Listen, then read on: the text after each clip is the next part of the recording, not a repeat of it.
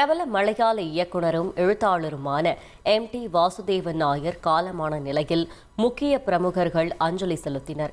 உடல் கொட்டாரம் சாலையில் உள்ள அவரது இல்லமான சித்தாராவுக்கு கொண்டுவரப்பட்டு மாலை 4 மணி வரை இறுதி அஞ்சலி செலுத்துவதற்காக வைக்கப்பட்டுள்ள நிலையில் நடிகர் மோகன்லால், கேரள அமைச்சர் கே சுசீந்திரன், MP ஷாஜி பரம்பல் சிவராஜ் உள்ளிட்டோர் நேரில் அஞ்சலி செலுத்தினர்.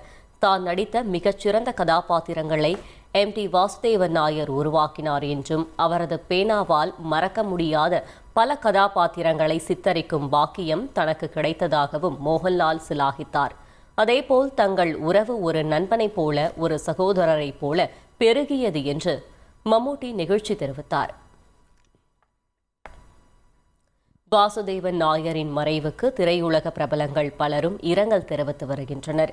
நடிகர் கமல்ஹாசன் தனது எக்ஸ் தளத்தில் வெளியிட்டுள்ள பதிவில், ஒரு மாபெரும் எழுத்து கலைஞனை இழந்திருக்கிறோம் எனவும், மலையாள திரை உலகுக்கு நான் அறிமுகமான கன்னியாகுமரி படத்தின் படைப்பாளராக அவருடன் நான் கொண்ட சிநேகத்திற்கு இப்போது 50 வயது எனவும் பதிவிட்டுள்ளார். கடைசியாக சமீபத்தில் வெளியான மனோரதங்கள் வரை அந்த நட்பு தொடர்ந்தது எனவும் கமல்ஹாசன் தெரிவித்துள்ளார்.